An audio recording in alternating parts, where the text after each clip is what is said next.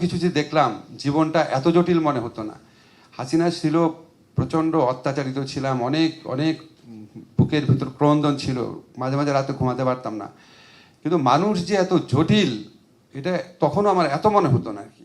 আমরা সরকারে আসার পর খুব দ্রুত আমরা যে ফোর্সিস অ্যাপিয়ারেন্সে কনভেনশনটা আছে সেটা স্টেট পার্টি হয়েছি।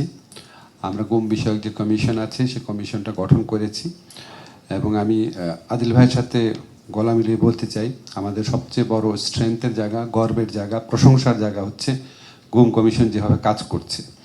আমার সাথে আপনাদের সবসময় দেখা হয় না, বলতে পারি না, আমরা মানে অভিভূত এবং নিশ্চয়ই জাতি আপনাদের প্রতি কৃতজ্ঞ থাকবে। কী পরিস্থিতিতে কাজ করছেন আমরা সেটা জানি। আরটা হচ্ছে ল করার ক্ষেত্রে আমরা এগিয়েছি। তো কয়েকটা জিনিস খুব সিরিয়াস, একটা হচ্ছে ফলস কেস, খুবই খারাপ লাগলো শুনে। আমি আপনাদের একটু বুঝিয়ে বলি। আমরা এ পর্যন্ত প্রায় 20,000 ফলস কেস উইথড্র করেছি, মানে যেগুলি আপনার রাজনৈতিক উদ্দেশ্যে করা হয়েছিল। 20,000 প্রায়, 90,000 প্লাস এরকম। তো এখানে আমরা যখন মামলা উইথড্র করতে গেলাম তখন আমাদের কাছে বিভিন্ন স্টেক হোল্ডাররা সবসময় বলে যে সন্ত্রাসী আর জঙ্গি মামলা হরে ধরে যেন উইথড্র না করি, কারণ তাদের আশঙ্কা আছে ধরেন জঙ্গি মামলাতে যে 100 জনকে জঙ্গি হিসাবে তকমা দেওয়া হয়, তাদের আশঙ্কা হচ্ছে ওর মধ্যে অন্তত 5 থেকে 10 জন সত্যি জঙ্গি, আর 90 জন হচ্ছে আওয়ামী লীগের এই ফ্যাসিস্ট গভর্নমেন্টের মিথ্যাচারের জঙ্গি আর কি। তো সবসময় একজন মুক্তি পাওয়ার সাথে সাথে মানে আমার এখানে যে কত এমবেসি আসে আপনাকে বোঝাতে পারবো না কেন উনি মুক্তি পেল। তার চেয়ে তো জঙ্গি ছিল, জঙ্গি লিস্ট, আমাদেরকে বিভিন্ন বাহিনী এজেন্সির পক্ষ থেকে লিস্ট দেওয়া হয়, জঙ্গি লিস্ট, এদেরকে ছাড়া যাবে না। সেজন্য আমরা রাজনৈতিক হয়রানিমূলক মামলাগুলো খুব দ্রুত করে যাচ্ছি, ওইটার জন্য যাতে আটকে না থাকে। আজকে নাবিলার কাছে আমি রিকোয়েস্ট করে গেলাম, নাবিলা তোমাদের কাছে যদি একদম কংক্রিট কনফিডেন্স থাকে তোমাদের যে এটা ফলস কেস, আমাদের কাছে আসলে আমরা আলাদা ভিত্তিতে, আমরা ভেবেছিলাম সন্ত্রাস বিরোধী আইন আর হত্যাকাণ্ডের যে মামলা আছে এগুলো আমরা পরে ধরবো।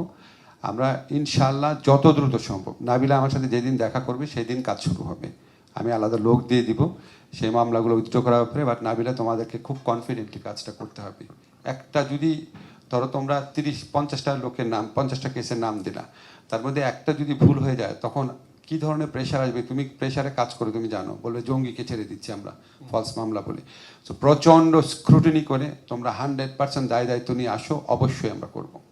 আরেকটা কথা আমি বিশ্বাস করি, আমি জানি না আপনারা আমার সাথে একমত হবেন নাকি, আমার ধারণা, আমি সরি এটা বলতেছি, আমি ধারণা পৃথিবীতে ভালো লোকের চেয়ে খারাপ লোক বেশি, আর ভালো লোকের চেয়ে খারাপ লোকরা অনেক বেশি সংগঠিত। যারা ভালো লোক আছে তারা অনেকাংশে খারাপ লোক দ্বারা এত বিভ্রান্ত। গত 1 বছরে কত কিছু যে দেখলাম জীবনটা এত জটিল মনে হতো না। হাসিনা ছিল প্রচণ্ড অত্যাচারিত ছিলাম, অনেক অনেক বুকের ভিতর ক্রন্দন ছিল, মাঝে মাঝে রাতে ঘুমাতে পারতাম না।